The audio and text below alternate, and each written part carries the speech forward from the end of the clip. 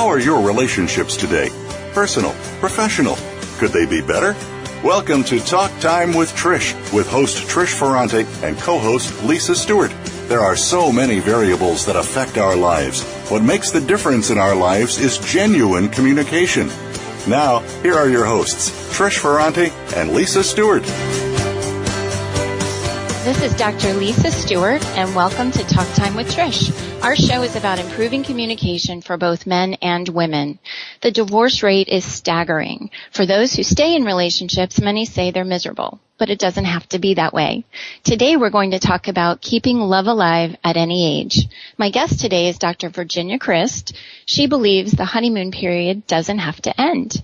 Dr. Crist is a licensed marriage and family therapist in private practice. She conducted the first research in the U.S. on romantic love and sees individuals and couples who are motivated to have happier lives. Welcome, Dr. Crist. It's an honor. Thank you so much. It's a pleasure having you here today. It's a pleasure being here. And since we're going to be talking about love today, before we get too far away from Valentine's Day, after all, that is our holiday to acknowledge and celebrate love, and it was only 2 weeks ago. So I'm going to ask you our first question. What did almost half, 44% of American adults wish they had received for Valentine's Day? Well, that's a great question, Dr. Stewart, because 44% of Americans, that's a lot of people, wish they had received a love note or a love letter. Actually, when is the last time you received or wrote one or received one? Wouldn't it be special? Wouldn't it be meaningful? Wouldn't it be valuable? It's a loving thing. I mean, flowers and candy are nice, and not to invalidate them because I really like them too. However, a handwritten love note or a love letter entails planning and forethought and caring. It feels as though there's more meaningfulness and personalization in that kind of gift. It's endearing and it becomes a treasure. I hold it to my heart. And it's not just on Valentine's Day that our beloved wants such a thing from us. Write it when it's not a holiday, when there is no occasion, or when it's least expected. Don't wait another year. Don't wait until next Valentine's Day or his or her birthday. Do it now. What a wonderful sentiment. So what you're saying is just tell the people in your lives or tell your partner that you love them when it's not an obligation. Yes. It's nice that we have a holiday to acknowledge our love for one another, and we have one day a year set aside for that. But now Valentine's Day was 2 weeks ago, and we're on to our busy lives, and it feels like history already for so many of us. But isn't it important that we do that all the time? Isn't it important that we do that frequently? Isn't it important that we do that every day? And a love note or a love letter is the most special way that we can express ourselves in a way that our beloved really gets it. What you're talking about is, again, making that connection and I think increasing the intimacy and increasing the emotional connection with our partners. And ideally, both partners are motivated and willing to do that. And unfortunately, that's not always the case, that both partners are not always motivated and willing to do that. But in order to get to the place where you have a loving and willing partner, what is the prerequisite for selecting a partner? In most societies, what is that? Well, that's a good question. In more and more societies, and particularly in America, a major requisite for selecting a partner is to have a feeling of romantic love for the other person. So when two lovers approach and consider a serious commitment, there's a reciprocal confidence of loving and being loved. Their hearts pulsate in an insatiable craving to be as one. Their eyes express a love and a longing in a way that they view no one else. They feel an exquisite rapture in a love they share that is uniquely their own, and they live with new zeal, and the world becomes more beautiful. Now, is that what you're referring to as the honeymoon period? Yes. When you first fall in love, you're on cloud nine and you're living in a world all your own, and you feel elated about everything and everyone. But then with the passing of time, your eyes say nothing and your souls feel empty, and you struggle with your hurt and your anger and your despair and indifference. What happens to all that magic? What happens to all of that those special feelings?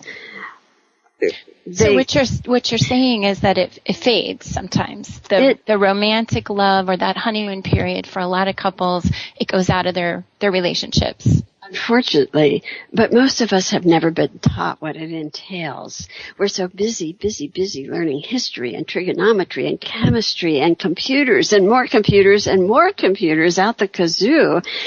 All valuable in some way, it's true, but not at all valuable in helping us learn how to have a fulfilling, healthy love relationship.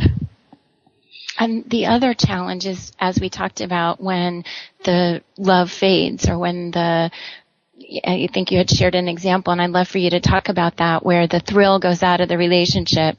Tell me about that. Well, a woman complained to me that the thrill had gone out of her marriage. She said, "I love my husband, but I'm not in love with him anymore." Oh, how many times do we hear couples say that? I love you, I'm just not in love with you. Unfortunately, too often. And so she said that she enjoyed much of their time together, but she didn't really miss him when he was away on business trips, and she found that she was having more stimulating conversations with other people.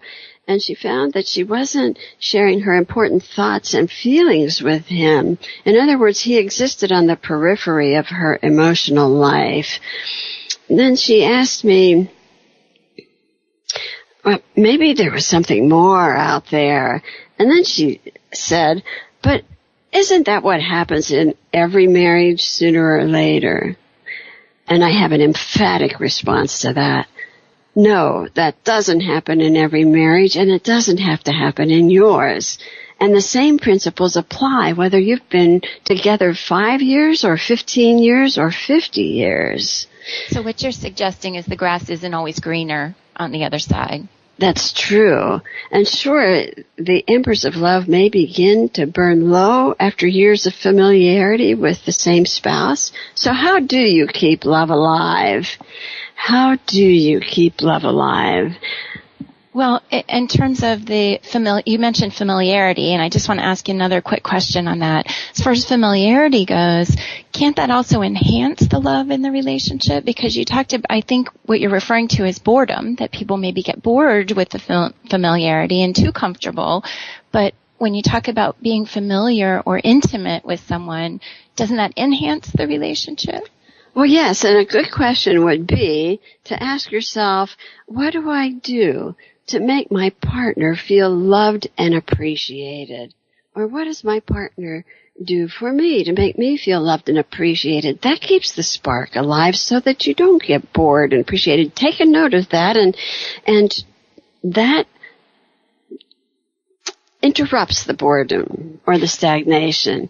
What I'm trying to point out is that long-term couples must continue the courtship behaviors for life. And I know you've got 28 years of experience in working with people who want to love and be loved.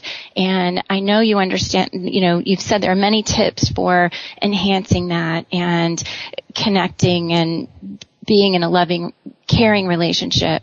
But you found 5 tips that you'd like to share with us today as to how to do that. Can you share the first one with us? The first one is probably a priority. The others are not listed in any priority, but this one is number one for a reason.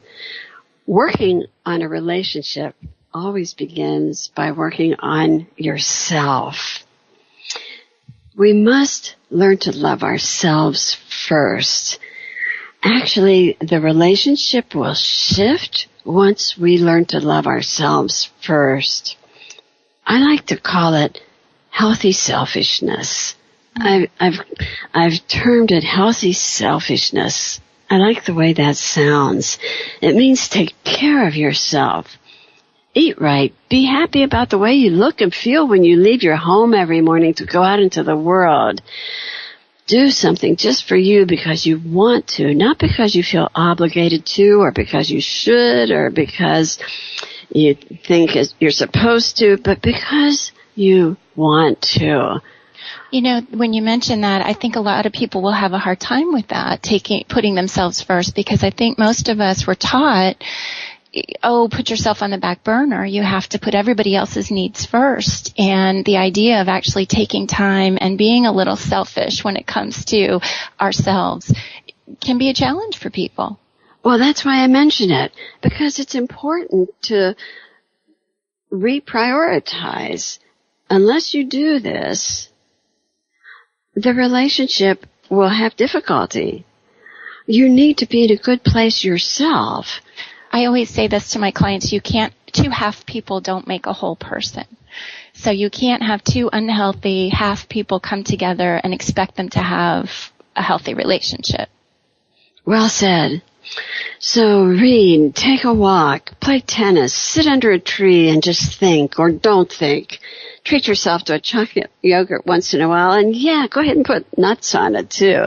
Have quiet alone time to rejuvenate and be at peace with yourself. It's the knowing that you're a worthy person. People who don't feel good about themselves aren't able to give to a relationship, and real love is spelled G-I-V-E. Okay, and if you don't have anything left to give, you can't do that, obviously. No, it's about autonomy, not the knight and the maiden types of roles, not the weak and the strong types of roles. If I'm not happy with myself, I have very little to give. So again, your first tip is to begin by working on yourself, and we're going to talk about a little bit more about the tips that you have for our listeners after we come back from break. But it is time to take a short break. This is Dr. Lisa Stewart, and my guest today is Dr. Virginia Crist. You're listening to Talk Time with Trish on the Voice America Health and Wellness channel. Stay tuned. Better communication means better relationships in every sense of the word. When you communicate more effectively and interact more effectively, your life is lived more effectively. Tune in to Talk Time with Trish, featuring host Trish Forante and co-host Lisa Stewart. Our program is all about the human element. We are all comprised of parts and stuff that we may be aware of or others may be aware of. When we become aware of what others are aware of, it means more to us. Tune in every Friday at noon Eastern Time, 9 a.m. Pacific on Voice America Health and Wellness.